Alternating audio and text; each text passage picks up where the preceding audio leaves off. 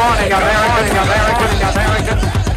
It's Friday. It's time for Morning Today with Jonathan Mark on AM 1480 WLEA. Oh, yes, it is. You gotta love Paul Harvey. Friday, the end of the week. It is finally a Friday and about time. Very strange week. And the weekend's coming up, so I certainly have a mixed bag of stuff this morning. I mean, there's some good stuff, there's some kind of depressing stuff, there's some really weird stuff, so let's see. First of all, I'd like to start this morning's show by expressing my heartfelt gratitude for all those more than 1 million men and women who gave their lives in defense of this country and its allies. It's because they did what they did that we can enjoy this Memorial Day weekend. So as we go about our business over the next few days, remember why we have this holiday. And speaking of which, here are some local events that'll be going on. Saturday at the Hornell High School, the Hornell Area Wind Ensemble will hold this Memorial Day concert. That starts at 8, and it's free and open to the public. And then on Monday, which is Memorial Day, comes the Memorial Day Parade in Hornell, and that'll start at 9:30. And that will start near the East Main Street Bridge. And after that will be the ceremony at the Veterans Memorial on the Broadway Mall. So that's going on in Hornell. Now, I have two really cool stories here about young people who have really made a mark. And this first one, a teen is set to graduate from high school and Harvard within 1 week. This from CNN. Braxton Morrill walked across the stage this past Sunday at his high school in Ulysses, Kansas, as a newly minted graduate. The 17-year-old is set to, on May 30th, which is, I think May 30th is Sunday, to mark another milestone. He'll receive his undergraduate degree from Harvard University. He's 17 years old. So 1 week he graduates from high school, and the next week he graduates from Harvard. Morrill's parents enrolled him at the world-renowned institution when he was just 11 years old. The kid was 11 years old and going to Harvard. And he says, my parents noticed I was bored in school and needed something to inspire growth. So they ended up finding the extension school. Harvard Extension School is mostly for non-traditional learners, be it someone with a job or who's not in the age range of a typical college student, Morrill said. Most courses can be taken online, but Extension School students also must earn 16 credit hours in person at the iconic campus in Cambridge, Massachusetts, and Morrill majored in government with a minor in English. Morrill is currently a degree candidate from the school, a Harvard University spokesman confirmed. Studying for both high school and Harvard at the same time wasn't easy, Morrill said. I guess not. But officials at his high school took a lot of the load off, allowing him to spend a couple of hours each day working on Harvard's coursework, he said. Morrill has always been drawn to law and politics. He says, I am, of course, excited to end this chapter of my life and anxious to begin the next. Morrill's older sister, 29-year-old Brittany, told CNN her brother has always been talented. Well, I guess so. When he was little, she says, his vocabulary was extraordinary. Something my mom, sister, and I noticed on was his memory, and that's one of the things that make him incredible. But he can look at anything and read anything, and he will instantly remember it forever. So there we go. This 17-year-old boy is graduating from Harvard after he enrolled at 11 years old. And there's a photograph of him here, and he just looks like a typical little kid. Well, little kid, he's 17 years old. Well, I don't know. So there he is, graduating from Harvard at 17 years old. Wow. Then we have another one. And this is from The Hill. A teenager from Memphis, Tennessee became a valedictorian at his high school and earned more than, get this, $3 million in college scholarships, all while experiencing homelessness. Local Fox News affiliate Fox 13 in Memphis reports that 17-year-old Tupac Mosley maintained a 4.3 GPA his senior year after his father's death led to the family's eviction from their home. So Mosley moved from home to home over the last several months of his years in high school, staying with different people and nonprofit organizations. So the kid was essentially homeless. Prior to his high school graduation, Mosley received more than 50 college scholarships totaling more than $3 million. When I heard that I got $3 million, I was more than elated and excited and astonished that it was that much, he told Fox News. During his valedictorian speech last week, Mosley thanked those who encouraged him on his academic journey and encouraged other students not to succumb to hard circumstances. Pretty good lesson right there. He says, and I'm quoting this, "I knew that I had to make them proud. I knew that their investment was worth it, and just showed them that, yes, everything that you poured into me was worth $3 million and counting. Never let your current situation, whatever circumstances you're going through, be a mountain you can't climb." Mosley plans to major in electrical engineering at Tennessee State University. So, the way I look at this, rather than worrying about his score on the SAT adversity scale and bemoaning his victimhood, this young man said, hey, I'm going to succeed no matter what happens. And I guess he's well on his way. $3 million in scholarships, a 4.3 GPA. He's going to major in electrical engineering at Tennessee State. How do you like that? So, no matter what your circumstances, you needn't rely on somebody, on anybody. You can rely on yourself. It is possible to rely on yourself. You needn't like sit there and moan and groan, and, oh, woe is me, oh, it's all bad, and it's all terrible, and it's horrible, and I guess I'm not going to make anything of myself.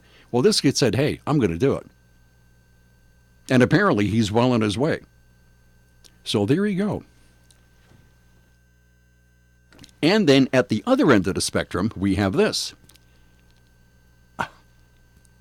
If I read to the headline, I'll give it away. I'll just, I got to be careful here. Okay. Lori Rodriguez, a 27-year-old communications professional in New York City, is not saving for retirement. And it isn't necessarily because she can't afford to. It's because she doesn't expect it to matter. Like many other people her age, Rodriguez believes, are you ready? Climate change will have catastrophic effects on our planet. Some 9 out of 10 millennials, a higher percentage than any other age group, accept that climate change is happening, and 7 out of 10 say it will affect them in their lifetimes. Engulfed in a constant barrage of depressing news stories, many young people are skeptical about saving for an uncertain future. She says, I want to hope for the best and plan for a future that's stable and secure, but when I look at current events and at the world we're predicting, I do not see how things could not be chaotic in 50 years. Rodriguez says the weather systems are already off, and I don't think it's hyperbolic to be a little apocalyptic. So climate change. Mental health issues affecting young adults and adolescents in the U.S. have increased significantly in the past decade, a study published in March in the Journal of Abnormal Psychology found. The number of individuals between the ages of 18 and 25 reporting symptoms of major depression increased by more than half from 2005 to 2017, while older adults did not experience any increase in psychological stress at this time. Study author Jean Twenge says this may be attributed to the increased use of digital media, which has changed modes of interaction enough to impact social lives. Millennials are also said to suffer from eco-anxiety. According to a 2018 report from the American Psychological Association, while 7 in 10 say their emotional well-being is affected by the inevitability of climate change, compared to just 6 out of 10 of people over the age of 45. Meanwhile, two-thirds of millennials, defined by Pew as the generation born between 1981 and 1996, have nothing saved for retirement, according to the National Institute on Retirement Security. And who's this gentleman here? Matt Fellows, Chief Executive Officer of United Income, that's an online retirement investment platform based in Washington, D.C. Mr. Fellows says there's a certain fatalism in this population relative to more recent generations. He says psychologically, this population has had more shocks to expectations about their futures than past generations. From a perception point of view, I hear a lot of criticism about the ability to build retirement savings or whether they will be able to retire at all. This is a very, very long article, but boy, it sure is interesting. It's from the chaos of World War II to the draft for the Vietnam War and the looming threat of nuclear conflict during the Cold War, every generation has had its own source of doubt about the future. But millennials are uniquely poised to distrust systems propping up the concept of retirement, says Brad Klontz, 48 years old. Let me see, he works at the Financial Psychology Institute.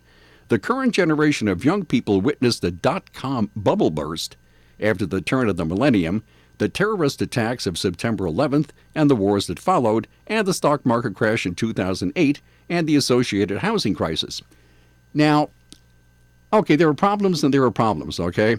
And I remember in school in the 50s, I was in grammar school, and we would have these nuclear war drills. I don't know how it was here in Hornell. I have no idea. Was that the stop, drop, and roll thing? No, stop, drop, no. You would dive under your desk. Okay. So you would go under your desk and hide there while the teacher closed the curtains. The curtains over the windows. What good that was going to do, even at the time you knew, this really isn't going to do much good, is it really? So we lived about 50 miles from New York City, maybe 45 miles. And if New York City was ever nuked, I don't think closing the curtains really would have done much good. Or diving under desks. And don't look at the windows. Don't look at the curtains. Yeah, okay, yeah, that'll work. And this went on for years. So if you want to know some kind of anxiety, you want to know a dot-com bubble burst? How about an atomic bomb burst? And that's how we lived for years and years and years. Now, I'm not saying, it's all relative, and that's cool. A dot-com bubble burst, that's bad. But the stock market crash in 2018, the associated housing crisis, I don't know. But the article concludes, of course, I skipped over a whole bunch. It's very depressing. Many people are already making major adjustments to their lives to account for future climate change effects. Dan Sheehan, a 28-year-old writer in Los Angeles, says he has chosen not to have children or a family, a decision that has also contributed to his not saving for retirement. He assumes there isn't going to be any retirement because we're all going to die. And this is crazy. Really, he says, for me, one of the main reasons to save for retirement is that you expect to have a family and a full life at 80. But the more you read, the more you feel like unless something really radical happens soon, it's going to be downright cruel to have children in the future. Now, this is not a quote from him. This is part of I'd like to know who wrote this article. Anyway, he says, or the article says, human beings only have 12 years to make meaningful adjustments to our environment if we are to roll back an otherwise inevitable climate change-related disaster, the world's top scientists concluded in a report released by, guess who? That's right, the UN Intergovernmental Panel on Climate Change, or IPCC, in December. If urgent and unprecedented changes are not made while that 12-year window remains open, the planet will be engulfed by extreme heat, droughts, floods, and poverty by 2050, the nonpartisan report said. And so there you are. Nonpartisan UN report on climate change. So apparently by 2050, it's all over. Or maybe in 12 years, it's all over. So the point being that millennials are not planning for the future because in their eyes, there isn't going to be any future. We have a big fan of AOC's on the line, meteorologist Gary Best. Oh, good. Oh. Hello, Gary. Hi there. Good. How you doing there, Jonathan? Oh, just absolutely fun. So you're a big fan of AOC, huh? Oh, always. Of course. Just an ordinary Carolyn. Just an ordinary reach out ahead. Yeah. So what's the weather looking like? Climate change, please. No climate change. Just nice, easy weather, huh? I hope. Well, it's going to be okay this weekend. I mean, we're going to be dodging some scattered showers. The good news is that temperature is going to be warmer this weekend. We're talking 70s for Saturday, Sunday, and probably the holiday Monday. But there will be some scattered showers to deal with. Not so today, though. We've got some clouds out there this morning. This morning sunrise was at 5:41. It'll set at 8:35 this evening. And we'll see a blend of clouds and sun developing. Temperatures during this afternoon up between 65 and 70. Tonight, mainly clear and cool down between 50 and 55 overnight. Then we warm up to the mid-70s on Saturday, but we'll end up with more clouds than sun, along with a chance of scattered showers and maybe a thunderstorm during the afternoon. Any showers or thunderstorms end Saturday night.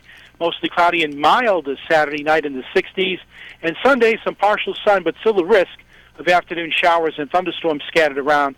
74 to 78 on Sunday, and then about 70 to 75 on Monday, the holiday, with a mix of clouds and sun. Oh, very nice. Typical spring weather here in western New York. I love it. Thank you, Gary. I'd say so. Thank you. Okay. See you. Bye. New to golf or seasoned veteran, you'll enjoy the casual, relaxed atmosphere of Vanderview Golf Course. 2 miles from downtown Alfred on Waterwells Road, Vanderview is a 9-hole executive-length golf course with a driving range on one side of the road and the course on the other. Family-friendly and fun recreation for everyone. Greens fees are one price for unlimited play, $9.50. High school students, only $5. Children 12 and under with an adult, no charge. You can play up to 18 holes or 9 holes with a cart and get the second 9 holes at no additional charge. Ladies and senior golfers who don't hit the long ball, Vanderview's got the executive length that's just right for your game. And new this year, a season pass for only $100. That's a lot of golfing fun for a very little bit of money. Vanderview Golf Course, 2 miles from downtown Alfred on Waterwells Road. Vanderview Golf Course. From the Fox Sports Studios in Los Angeles, here's Eddie Garcia. In the NBA playoffs, Game 5 of the Eastern Conference Finals saw the Raptors go to Milwaukee and beat the Bucks 105-99. Kawhi Leonard led Toronto once again with 35 points. He had 9 assists as well as the Raptors hit 18 three-pointers as a team. Fred VanVleet hit 7 of them for 21 points. For Milwaukee star Giannis Antetokounmpo had 24 points, 6 rebounds, and an ankle injury in the final moments. They think he'll be okay for game number 6. Milwaukee's dropped 3 in a row for the first time all season as Toronto grabs a 3-2 series lead. They're 1 win away from their first ever trip to the NBA Finals, Game 6 Saturday in Toronto. In baseball, checking division leaders in action. It was a battle of division leaders in Chicago where the Phillies beat the Cubs 9-7 as they split the 4-game series. Twins all over the Angels 16-7. Minnesota hitting 8 home runs in the win. They lead the AL Central and now have the best record in the major leagues at 33-16. Yankees wrap up a sweep of the Orioles with a 6-5 win. Astros, leaders of the AL West, shut out by the White Sox 4-0. Today at Simmons Rockwell Nissan in Horseheads and Hornell, drive away in a new Nissan Rogue lease for only $219 a month. A new 2019 all-wheel drive Nissan Rogue SV model with 17-inch alloys, heated power seat, and remote start. Lease for $219 a month for 36 months. Only $2,500 cash or trade. Tax and DMV fees are due at signing. Shop Simmons-Rockwell.com. Hey there, Southern Tier. Dave Ramsey here for our insurance-endorsed local provider, Jeff Ryan of the Ryan Agency. Jeff is one of our ELPs because he's a reliable, trustworthy pro who provides exceptional customer service. He's someone I trust to give you sound insurance advice. Jeff can search through policies from many insurance companies to find one with the best price and coverage. Give Jeff at the Ryan Agency a call today, 607-324-7500. From the Fox Business Network, Boeing's MAX planes could be flying again as soon as late June. Reuters says representatives from the FAA informed members of the United Nations Aviation Agency in a private briefing yesterday. The FAA's acting administrator, Dan Elwell, declined to say exactly when the planes could be returned to service. Movie and TV company Lionsgate is reporting a disappointing quarter. MarketWatch says Lionsgate has been in discussions with CBS about selling its Stars channel.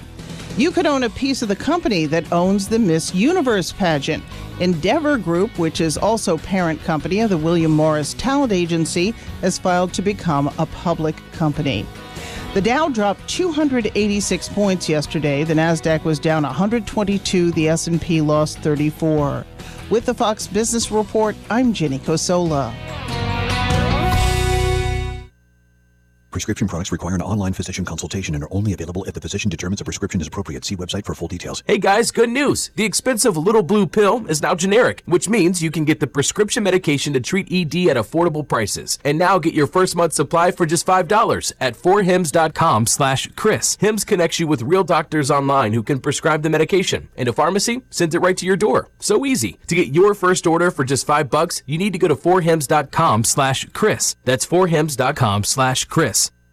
Okay, and we're back. Now, every week, Congressman Tom Reed, the Republican from Corning, speaks with members of the media by phone, and they ask him questions and see what's going on. And Brian said that this week there was somebody who was really nitpicky on the Buffalo Bills tailgating issue. Okay.